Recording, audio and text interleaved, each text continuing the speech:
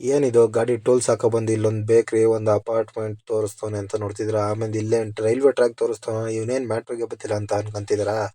ಬನ್ನಿ ಮ್ಯಾಟ್ರ್ ಹೇಳ್ತೀನಿ. ಅದಕ್ಕೂ ಮುಂಚೆ ಒಂಚೂರು ಎಕ್ಸ್ಪ್ಲೋರ್ ಮಾಡ್ಬೇಕಲ್ವಾ, ಹಂಗಂತಾರೆ ಬಂದಿದೆ ಈ ಬಿಲ್ಡಿಂಗಿಗೆ. ಆಲ್ರೆಡಿ ಹೇಳ್ದಂಗೆ ಈ ಬಿಲ್ಡಿಂಗ್ ಅಲ್ಲಿ ಇವತ್ತು ಕೆಲಸ ಇದ್ದಿದೆ. ಬರೇ ಲೈಟಿಂಗ್ಸ್ ಫಿಟ್ ಮಾಡ್ಕೋಬೇಕಾಯ್ತು ಅಷ್ಟೇ. ಅದರಿಂದ ಲೈಟಿಂಗ್ಸ್ ಫಿಟ್ಟಿಂಗ್ಸ್ಗೋಸ್ಕರ ಬಂದಿದ್ವಿ. ಎಲ್ಲ ರೆಡಿ ಮಾಡ್ಕೋಬೇಕಾಯ್ತು. ಲೈಟಿಂಗ್ ಫಿಟ್ಟಿಂಗ್ಸ್ಗಿಂತ ಮೊದಲು ಸ್ವಿಚ್ ಪ್ಲೇಟ್ ಆಗಿರಲಿಲ್ಲ. ಫಸ್ಟ್ ಸ್ವಿಚ್ ಪ್ಲೇಟ್ ಕಂಪ್ಲೀಟ್ ಮಾಡ್ಕೋಬೇಕು, ಆಮೇಲೆ ಲೈಟಿಂಗ್ಸ್ ನೋಡ್ಕೊಂಬನ.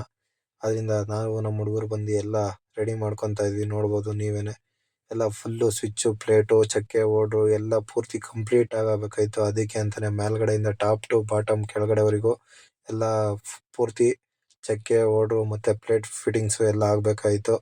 ಅಲ್ಲಿಂದ ಮಧ್ಯಾಹ್ನ ಆಗಿತ್ತು. ಅಷ್ಟರಲ್ಲೇನೆ ಬಂದ್ವಿ, ಎಲ್ಲರೂ ಊಟ ಮಾಡ್ಕೊಂಡ್ವಿ. ಎಲ್ಲ ಮೀಲ್ಸ್ ಹೊಡ್ಕೊಂಡು ನಾವು ಮತ್ತೆ ಬಿಲ್ಡಿಂಗ್ ಹತ್ರ ಬಂದು ಆಲ್ರೆಡಿ ಮೇಲ್ಗಡೆ ಮುಗಿಸಿದ್ರಿಂದ ಕೆಳಗಡೆ ಬಂದ್ವಿ. ಕೆಳಗಡೆ ಸ್ವಿಚ್ ಪ್ಲೇಟ್ ಹಾಕೋದು ಮಾತ್ರ ಬಾಕಿ ಇದರಿಂದ ಸ್ವಿಚ್ ಪ್ಲೇಟ್ ಹಾಕೋಬೋದಿತ್ತು.